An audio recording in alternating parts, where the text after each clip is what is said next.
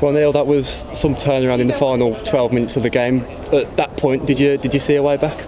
No, I'm not going to lie and say yes, because I think defensively they're quite sound. Their defensive record is quite strong. I thought the first half we probably edged it, the game, and their goal was slightly against the runner player, although I didn't think either team really opened the other team up.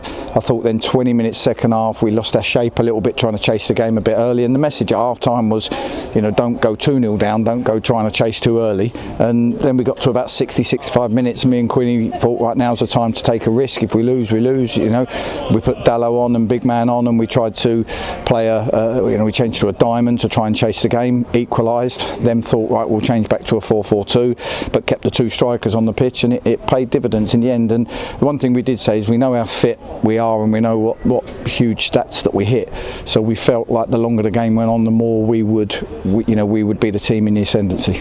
You touched on that first half. Did the game perhaps change on their opener? Well, half-time team talk does. It's 44 minutes into the game, and you think the first half's been a really good away performance against a team that are extremely strong at home, and then you find yourself 1-0 down chasing the game. So the half-time team talk has to change, but I didn't change too much, and go shouting at them. I just said, look, stay patient, stay in the game. You're away from home, the worst thing you can do is go 2-0 down. That's hard to chase, and we did ride our luck a bit. I think Boots makes a great near post save, and they came at us trying to get the second, and you have to sometimes away from home accept that them periods are going to come and you have to dig in, and we did. And then like I say, we planned on using subs. We didn't expect to use Dallo so soon, but Ozzy was injured from the tackle that wasn't given a booking, and in the end we just kept going, and I did say to the players at half time, you will have 2 or 3 really good chances in the second half, so as long as we're in the game, them chances could prove to be pivotal, and they were. It felt like we had to be clever in some sense to get ourselves into the final third, and some of the runs that Callum Maycock made and Boise down the left created the opening, and that happened just before the goal as well.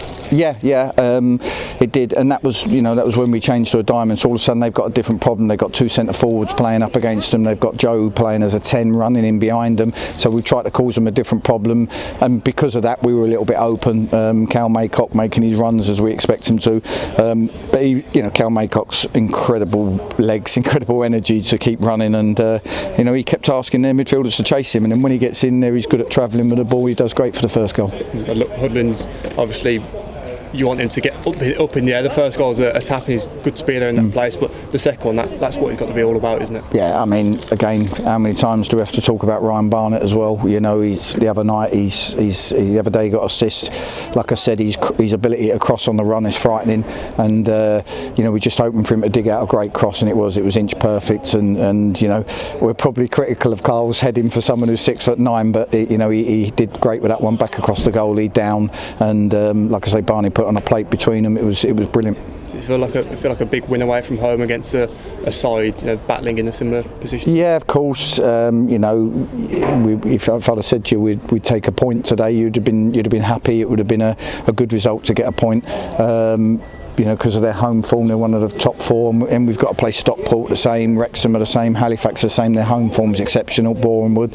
So we've got some really tough games. We knew that when we looked at the second half of our season, but so far, if you look at it, Torquay away, Chesterfield away, these away, we're coming through the challenges, and hopefully the boys can take some sort of momentum and belief from it. And again, it shows every player can play his part in this season, because Newt's out today, and obviously Dallo played a lot of football recently, so Runes and Kyle coming off the bench, they can all play their part. Well, I think by now I'll be surprised if the players don't know that me as a manager, I'm not afraid to change a winning team. I'm not afraid to change a team to keep it fresh. We've got a small squad. We think we've got at the moment something like 16 outfield players, including Newts, who's ill. So we actually only had 15 outfield players available for this game, plus the goalie. There's a 16-man squad. Add Newts back into that, and that's all we've got really. So we're a tight-knit squad. Everyone's going to have to battle on. We're going to have to get lucky with injuries, or I say lucky, we work hard at keeping the injuries free, and if we get all of that, this group can do anything they want to do. It's just got to keep it going. just a final word on the section of fans. Great for them to get the goals and to celebrate, in front of them. It's always good. Yeah, it's brilliant. I think when the fans make a journey up here on a Tuesday night, to reward them like that, send them home with a smile on their face is brilliant. And like I say, I like to think they all think every time we play they see a group of lads who give it everything, and sometimes you win, sometimes you don't, but today we've come out on top. Okay, well done tonight. Cheers.